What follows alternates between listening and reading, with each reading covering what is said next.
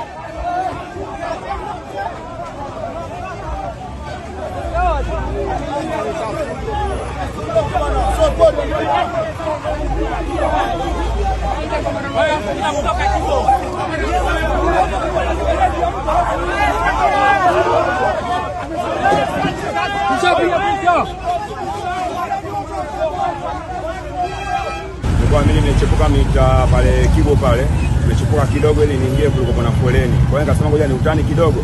Kwani nilipochepuka kidogo tu kumbe askari kaniona. Kulikuwa na bajaji kama 10 hivi. Sasa mimi ikabidi kapita upande wa pili. Kutoka upande wa pili kang'ania bajaji kabisa hivi. Kidogo niingie kwenye lori. Ikabidi nikamkwepa. Wewe bado anania na mimi.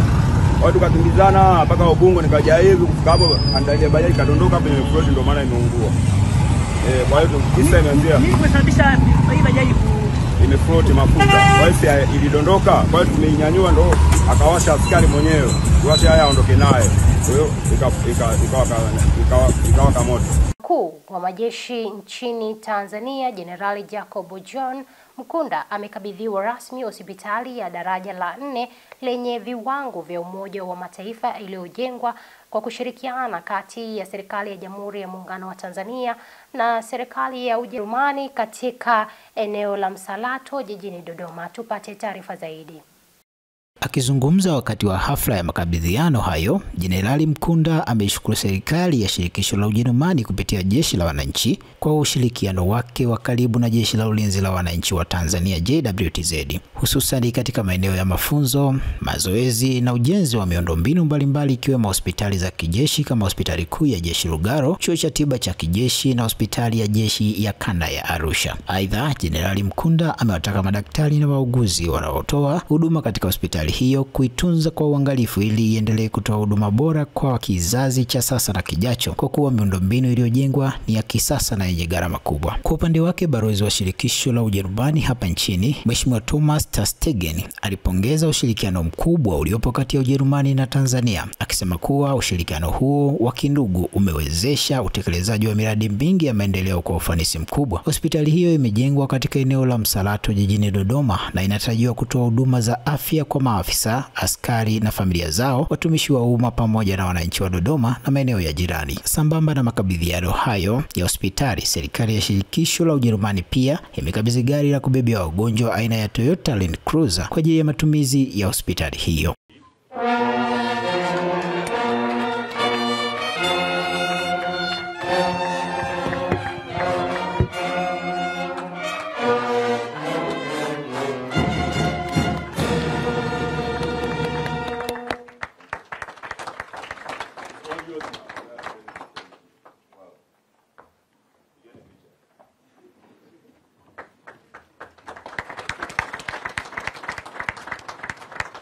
I express my profound appreciation to our President and the Commander-in-Chief, Dr. Samia Suluhu Hassan, and the government she is leading for pursuing such a cordial diplomatic relation that has come to this wonderful fruition.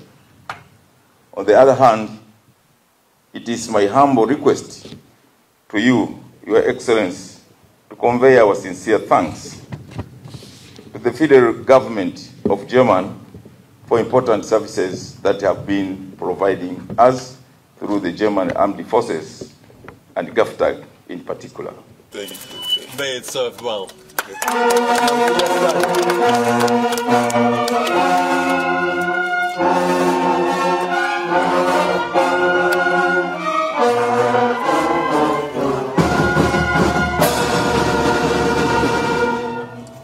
More comfortable lying in the back.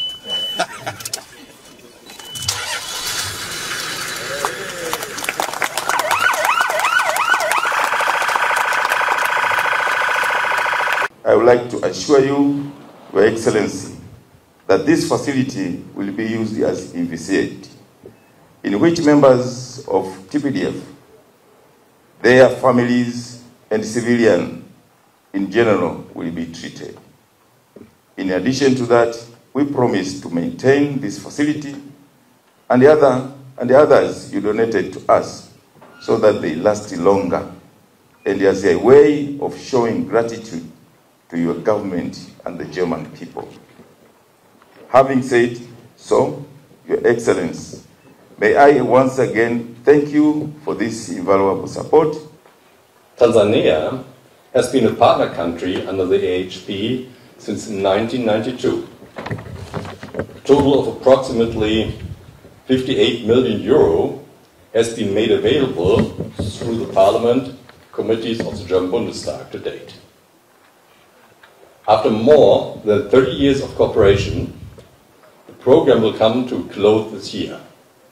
Consolidating project measures will be implemented by the end of June 2025.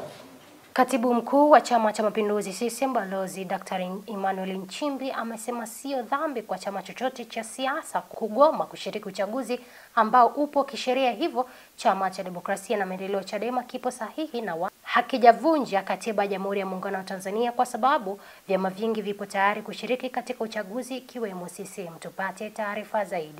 Dr. Nchimbi ametoa kauli hiyo leo Aprili 4, 2025 akiwa Songea mkoani Ruvuma wakati akifungua mkutano mkuu maalum wa Jukwaa la Wahariri Tanzania TEF. Akifungua mkutano huo, Dr. Nchimbi ametoa wito wa Watanzania na wana CCM kuepuka kuisema Chadema kwa sababu inatimiza haki yake ya msingi ambayo ipo ndani ya katiba Jamhuri ya Muungano wa Tanzania. Nchi yetu ina utaratibu wa kufanya uchaguzi kila miaka mitano. Na tumefanya hivyo tangu mwaka 60. Kila miaka mitano uchaguzi, kila miaka mitano uchaguzi. Unapofika mwaka wa uchaguzi, hakuna raia yoyote anayeweza kusema uchaguzi usifanyike. Hata rais wa Jamhuri ya Muungano wa Tanzania, hata makamu wa rais wa Jamhuri ya Muungano wa Tanzania, hata waziri mkuu hawezi kulitamkia taifa kwamba uchaguzi hautafanyika, kwa sababu hili ni takwa la kikatiba. Kwa nataka niwahakikishie, sio tu wahariri, niwahakikishie Watanzania kwamba uchaguzi wa rais na wabunge na madiwani 2025 utafanyika. Lakini pia nitumie nafasi hii kusisitiza kwamba pamoja na haki ya raia kugombea na kuchaguliwa, ni kosa kubwa kukilazimisha chama chochote cha siasa kuingia kwenye uchaguzi.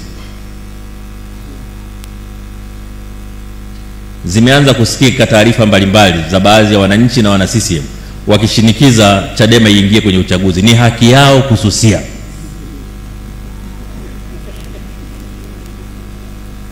Na uchaguzi huu sio wa mwisho. Nataka niwape salamu ndugu zangu wa Chadema. Yuko rafiki yangu pale Tundu Lissu na wenzake, na wapa salamu kwamba watu wasiwaonee bure. Uchaguzi huu sio wa mwisho. Kuna mwingine 2030, kuna mwingine 2035, kuna mwingine 2040, mwingine 2045, mwingine 2050. Wakikosa huu wataupata ule mwingine. Mtu yeyote asiwalazimishe Chadema kuingia kwenye uchaguzi. Ni haki yao kutogombea. Na kwa mujibu wa katiba yetu, chama hata kikiwa kimoja tu kinagombea, kwa mujibu wa katiba wananchi watapiga kura ya ndio au hapana.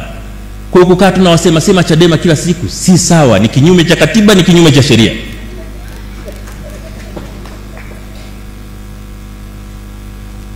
Kwa hiyo nawaambia rafiki yangu huko aliko Tundu Lissu, ana haki kabisa na chama chake kutogombea, na tutawaunga mkono chochote watakachoamua. Kugombea na kutogombea ni nini? Ni haki yao. Na ikitokea wajagombea, basi tafadhali watukumbuke hizo kura zao. Au sio? Ndio tunajenga nchi yetu. Maana ukikosa haki ya kuchagua, ukikosa haki ya kuchaguliwa, usipoteze haki ya kuchagua. Angalau katika haki hizi mbili, hakikisha kwamba umeipata moja. Ukishindwa kuchaguliwa, basi chagua. Unakuwa umejitendea haki kama raia wa taifa hili. Na nina hakika rafiki yangu Tundu Lissu na wenzake hawatakubali kuzipoteza haki zote mbili. At least ya kuchagua wataitumia vizuri. Waziri wa Ardhi, Nyumba na Maendeleo ya Makazi, Mheshimiwa Deogratus Ndejembi amefanya ziara ya siku moja mkoani Njombe kwa lengo la kusikiliza na kutatua suluhu ya mgogoro wa muda mrefu wa ardhi kati ya wananchi wa Nanyui na Kanisa la Kiinjili la Kilutheri Tanzania KKT Dayosisi ya Njombe. Katika ziara hiyo, Mheshimiwa Ndejembi amesikiliza maelezo kutoka kwa pande zote mbili husika, akiwemo viongozi wa dini wa kanisa hilo akiongozwa na askofu wa dayosisi hiyo, lakini pia na viongozi wa mkoa, wilaya na kata. Hapa tuliposimama ni eneo lenye hati miliki ya kanisa, na kumekuwa kuna uvamizi unafanyika mkubwa na wananchi wa eneo hili. Kanisa lilipata eneo hili mwaka 2007 umiliki wake, na walinunua eneo hili kutoka serikalini. Na baada ya kulinunua kutoka serikalini, walifuata taratibu zote kwa mujibu wa sheria, wakamilikishwa eneo hili. Mwaka 2019 kanisa ilimega eneo lake na kupima viwanja na kufanya mradi kama mnavyoona. Hiki kipande hichi na zile nyumba kule kote ni mradi ambao ulipimwa na kanisa. Lakini wakati watu wanamilikishwa, wananchi wakaanza kuingia katika eneo hili. Tumefanya kikao kwa pamoja na kamati ya ulinzi na usalama na kuona ni namna gani bora tunatatua mgogoro huu. Sasa tunatuma timu hapa ya kuja kuweza kufanya tathmini ya uvamizi wa eneo hili, kwamba ni watu wangapi waliovamia eneo hili. Na kipindi hicho kuanzia sasa naweka marufuku ya ujenzi wowote au uvamizi wowote kuendelea katika eneo hili. Lakini vile vile ukiacha kuweka marufuku hiyo, nina kuomba Mheshimiwa DC tumie vyombo vyako vya ulinzi na usalama kwa maana ya TAKUKURU kuweza kuhakikisha wanapitia nyaraka zote za wale waliouziwa na watu ambao sio kanisa, kuona walipataje maeneo hayo. Na kama kuna wowote wale waliohusika watu wa serikali kusaini nyaraka zozote, basi hatua kali zichukuliwe, kwa sababu hapa ni eneo lenye umiliki halali kabisa. Lakini tutakaa sasa tuone baada ya tathmini hiyo tunatoka vipi katika hawa walioingia. Sasa kuanzia leo hii tarehe 3 sitarajii kuona kuna wengine wanaingia tena kuanza ujenzi. Yoyote ataingia kuanzia leo, hatua kali dhidi yake zichukuliwe. Na tuangazie katika habari za kimataifa. Kunani Karibu tuziangazie habari za kimataifa kwenye SQF habari siku ya leo. Tukianzia huko nchini Korea Kusini ambapo mahakama ya katiba ya Korea Kusini inatarajiwa Ijumaa Aprili 4, 2025 kutoa uamuzi kuhusu Rais Yoon Suk Yeol ambaye alisimamishwa kazi na bunge kwa kutangaza amri ya kijeshi. Uamuzi huo unaosubiriwa kwa hamu kubwa utahitaji uungwaji mkono na angalau majaji 6 kati ya 4 wa mahakama hiyo. Endapo Yoon ataondolewa, uchaguzi wa rais utafanyika ndani ya miezi miwili, lakini ikiwa madai dhidi yake yatatupiliwa mbali, atarejea mara moja madarakani. Kamishna mkuu wa haki za binadamu wa Umoja wa Mataifa Volker Turk amelaani shambulio la gari la kubeba wagonjwa huko Gaza, akisema linazua hofu ya uhalifu wa kivita unaofanywa na jeshi la Israel. Akizungumza mbele ya Baraza la Usalama wa Umoja wa Mataifa, Turk amesema ameshtushwa na vifo vya wahudumu wa afya 15 na wafanyakazi wa mashirika ya kibinadamu waliopatikana katika kaburi la pamoja karibu na Rafah. Turk ametaka uchunguzi huru na wa haraka kuhusu tukio hilo la Machi 23 ambalo Israel inadai lilikuwa linalenga magaidi. Na huko nchini DRC Congo, Rais wa Jamhuri ya Kidemokrasia ya Kongo Felix Tshisekedi amekutana na mshauri wa Rais wa Marekani Donald Trump Masad Boros mjini Kinshasa. Mazungumzo yao yalihusu uwezekano wa kufikia makubaliano ya uchimbaji madini nchini Kongo, ingawa haijafahamika ikiwa ushirikiano wa kiusalama utaafikiwa kati ya mataifa hayo mawili. Boros ambaye ni Marekani mwenye asili ya Lebanon ni mshauri mkuu wa Trump katika masuala ya Afrika na Mashariki ya Kati na pia ni mke wa rais huyo wa Marekani. Muungano wa vyama vya upinzani nchini Burundi Bwabose umetahadharisha kuwa uhaba mkubwa wa mafuta unaoendelea unaweza kuathiri uchaguzi wa bunge unaotarajiwa kufanyika Juni 5, 2025. Katika taarifa yake, muungano huo umesema kuwa hali hiyo inawazuia wagombea kuwafikia wafuasi wao, hali inayoleta changamoto kubwa kwa uendeshaji wa kampeni. Kiongozi wa upinzani Patrick Nkurunziza ameilaumu serikali kwa maamuzi yasiyowajibika na usimamizi mbaya wa uchumi, hali inayochangia matatizo ya mafuta nchini humo. Mkuu wa shirika la fedha duniani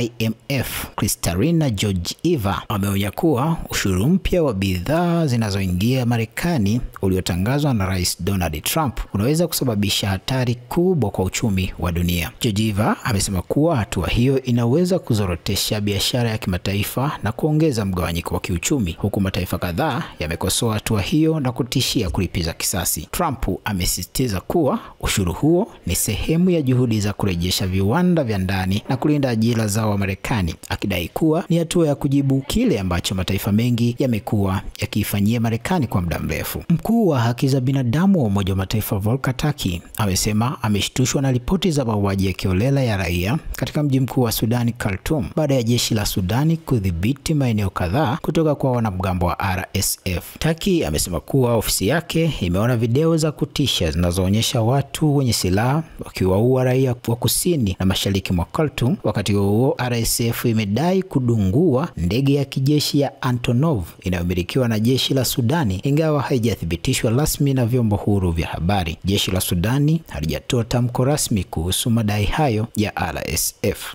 Shukrani sana Pantaleo Lugusha katika habari hizo za kimataifa.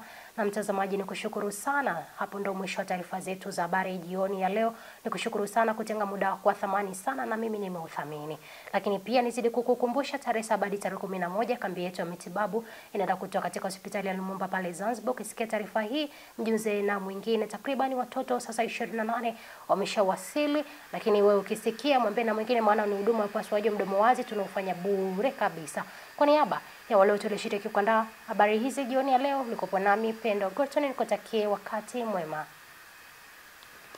The Same Qualities Foundation kwa kushirikiana na hospitali ya Lumumba Zanzibar wanakuletea upasuaji wa midomo wazi utakaofanyika bure kabisa. Ni kuanzia tarehe 7 hadi 11 Aprili. Mahali ni hospitali ya mkoa ya Lumumba Zanzibar. Mzazi unaomba kumfikisha mwanao hospitalini hapo siku moja kabla ya kuanza kwa zoezi la upasuaji. Kwa mawasiliano zaidi tupigie simu nambari 0776 177 742 au 0738 229 449 na 0717 531 312. The Same Qualities Foundation, hatua moja, tabasamu moja.